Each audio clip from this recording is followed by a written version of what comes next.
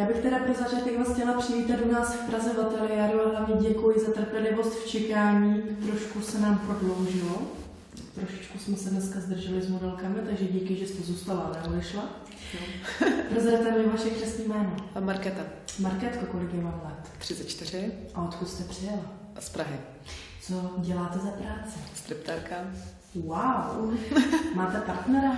Ne. Jste svobodná? Aha. Máte děti? Mám jedno. Jedno. Není to chlupatý? Ne. Přišlo. Brácha. Ne, mám ho. Pardon. Mám holčičku 4letou.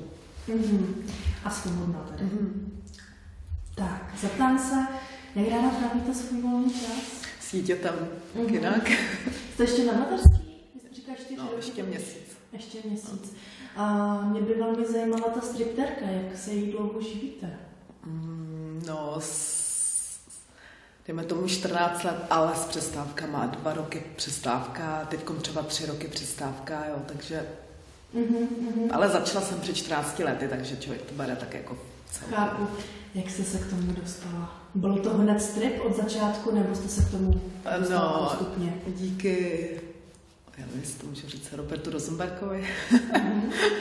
No, takže díky němu vlastně jsem se dostala k tancování a potom vlastně k stripterce, no. Dobře.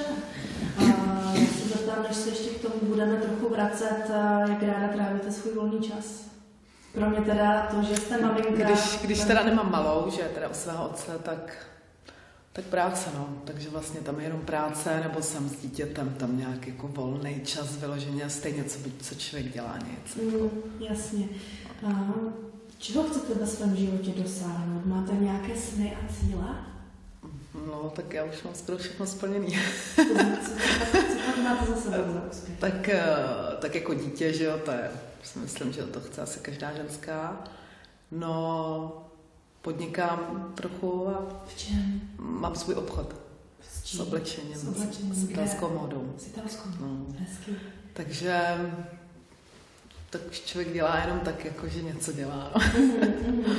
A na co jste ve svém životě nejvíce pyšná? No, že jsem se dokázala o sebe postarat. A co naopak považujete za svůj největší průser? No. Průser ne. Asi, že jsem zůstala tady a neodstěhovala jsem se do ciziny. Lákala vás hodně cizina? Kde jste chtěla odjet? Itálie. Do Itálie. Proč a tak jednou. To vím. A proč zrovna Itálie? Já mám ráda temperament, mluvím italsky. Díky práci? Ne, sama jsem se naučila. No. Jenom tak? Tomu nevěřím. Jenom tak z knížky. No, takže Itálie, no. Dobrý. Už půjdu trochu k té práci, zajímá mě, jakému focení se chcete věnovat. Co konkrétního chcete fotit? Soft, vlastně dá se říct cokoliv, ne něco, ne s chlapama, ne porno, jinak lesbo show nebo autorotiku. Takže se bavíme třeba i to otočení erotiky, ale maximálně solička nebo s ženským. Takovýhle, no. Spolupráce s chlapama, ne? Proč?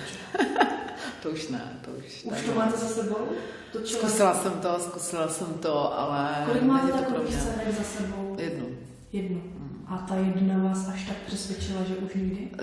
Myslím si, že každý asi ví, kde má své místo, takže já třeba vím, že prostě moje místo je tancování a že tohle pro mě prostě není to focení, ale prostě s těma chlapama to je pro mě do soukromí a tím to končí.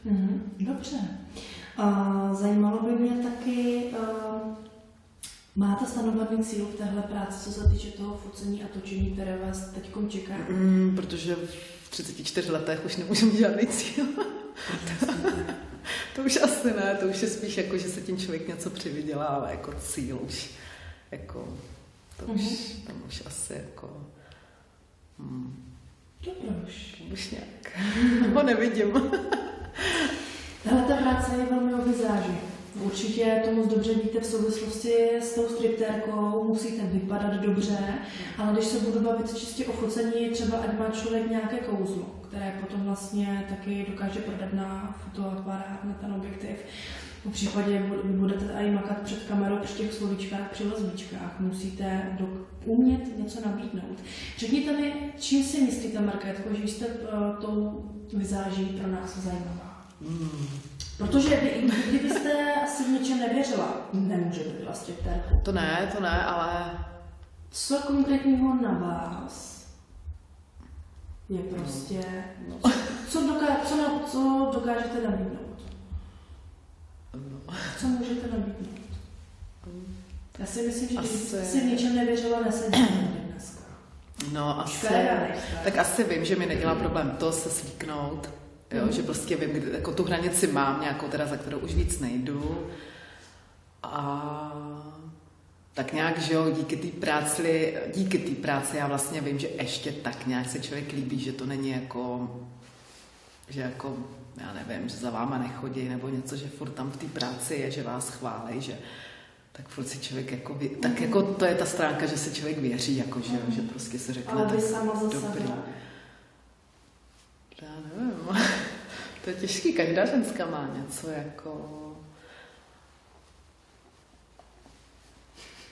Já nevím vůbec na tohle co říct, nevím, jako co je na mě tak asi já tak jsem jako... přesvědčená o tom, že když jste striptérka, budete mít dobré vypracované tělo. To je asi takový, jo. Máte pravidelný pohyb, budete... To je asi takový, že třeba si hodně lidí myslí, nebo chlapů, že jo, že třeba mám vypracované tělo, takže chodím cvičit takovýhle, takže na to jsem třeba hrdá, protože jsem v posilovně v životě nebyla, takže třeba tak asi takový, že si říkám, asi kdybych byla nějaká... Dobrý, já vás tu otázku nebudu. To je otázka. Já budu dál. A v souvislosti s touto prací, jak jsem říkala, je velmi důležitá vizáž, ale taktéž péče o tělo. A mě zajímají vychytávky, kosmetické vychytávky, takové už ty větší zásahy do těla, kdy už to není přirozené, ale aby ta ženská byla hezčí, musí si tak k té kráse nějakým způsobem dopomoct. Takže vidím, umění, díky krásnou Francii udělanou, co vaše vlasy jsou. A jsou moje. Ta dílka je jsou vaše. moje. Tak to chválím, to málo. Nechty jsou taky moje, ať jsou gelový, ale nejsou jakoby, nebo umělý, tak umělej nebo máte na umělej. svých nechtech Já mám prostě jenom na svých gel, jako neberu to, že jsou jako umělý. Vlasy jsou moje, barva teda není, že jo, ale tak, takovouhle barvu mám i svých vlasů, ale samozřejmě přeliv vypadá jakoby líp, že jo. Jsou tetované piercingy? No, piercing mám. Kde? Mám dole piercing. No, takových 11-12 let. Jako ten tam mám hodně dlouho. Byly teda i jinde, ale to člověk časem sundá, že jo. Tady dole to není vidět, takže to člověk nechá, ale třeba měla jsem vyhaseku v prsou, sundala jsem to. To člověk vždycky zjistí až za časem, že už to není hezký. Tetování teda mám, to sundat jako moc lehce nejde. Byla jsem na sundání, ale bolí to, není to nic hezkýho a stejně to nejde sundat prostě, takže toho vstalo. No, mám dělaný prsa 2krát, což... Z jaký velikosti, na jakou? Ježíš, poprvé jsem šla z 2 ze svých na 3 a pak jsem šla z 3 na 4, no a teď, poněvadž jako jsem pomalý po dítěti, tak vlastně zůstaly jenom, dá se říct, už jenom ty silikony, to svoje prso, prostě se ztratilo, takže teď mám už jenom jakoby ty silikony takový, něco mezi 2 a 3, no. Ale tak jako určitě ještě jednou. Ještě jednou. Stojí vám to za to? Jo, mně se líbí velký prsa a budu muset. Dobře.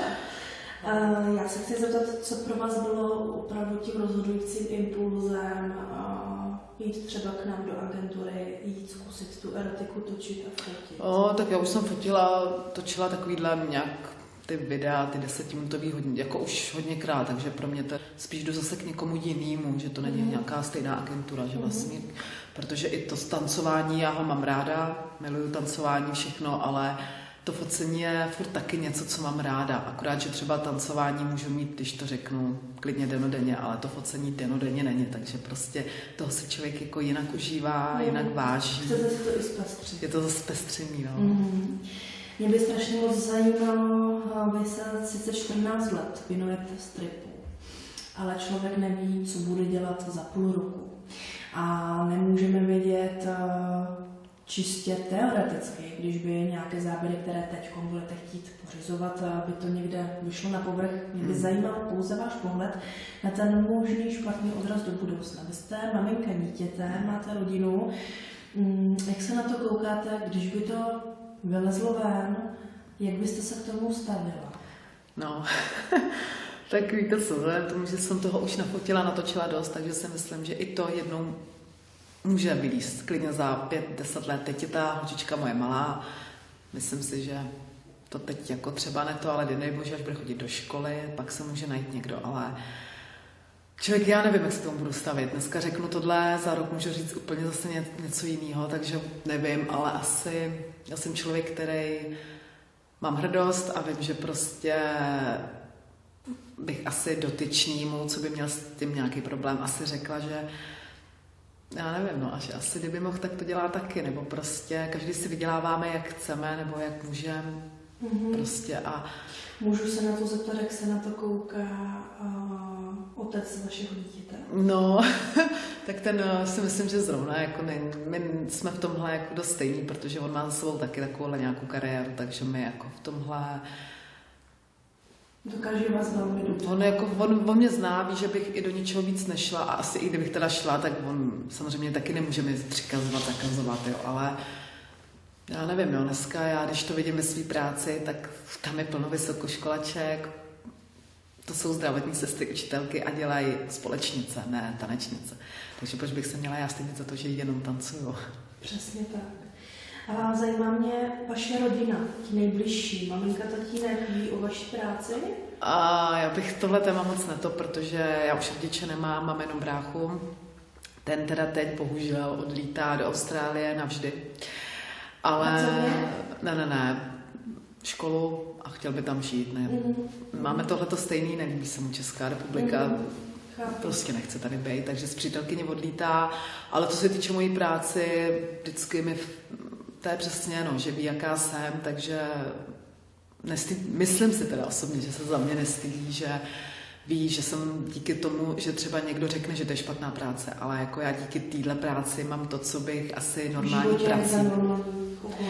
Moje normální práce by byla učitelka v mateřské školce, já bych asi tohle v životě neměla jako učitelka, takže na úkor, bohužel třeba na úkor téhle práce, možná v budoucnu budu poslouchat špatný odezvy, nebo, ale jako asi bych neměla to, co mám, neměla bych svůj obchod, nelítala bych, když to tak člověk řekne, po světě, neměla žádná dovolená, žádný oblečení, jo, tohle by nebylo, to se budeme říkat. Vy jste pánem svého času i štěstí a tak, jak si to člověk zařídí, tak takový to má. No, asi jo. Vy řekne, ještě se zeptám, jak moc důležitý pro vás váš vzhled? Tak ze 100% 90%. A zeptám se, když ještě mě zajímá tak okrajově ta spolupráce s erotikou, máte nějaké, vy sice nechcete dělat s muži, ale i s těmi ženami by se to dalo na to odpovědět, máte nějaké nesplněné, nenaplněné erotické touhy, které byste třeba chtěla, nebo mohla, měla byste příležitost splnit si. Splnit. To asi ale ne, ani ne. Asi ne, poněvadž člověk, co si budeme říkat před nějaký x lety, že když byl mladší, takový víc nevybouřený, tak asi si člověk, nebo já jsem si tak nějak plnila takový ty nějaký 2 chlapy, 1 ženská, 2 ženský, 2 chlapy, jo, člověk tohle má za sebou a asi postupem věku už to tak nehledám, už člověk jako... Člověk se už usadí, vybuduje. Asi už jsem vyblbnutá, takže teď už člověk, já neříkám, že teda jako už jako ten sex jak starý lidi, jo, ale to asi ne, jo, ale asi to není už takový, že bych jako hledala nějaký party nebo tohle. Jako swingers byla jsem, to jako jo, ale taky to asi není věc, kterou bych absolvovala každý měsíc. Jako... A momentálně tady žádné nějaké touhy, které byste chtěla zpracovat?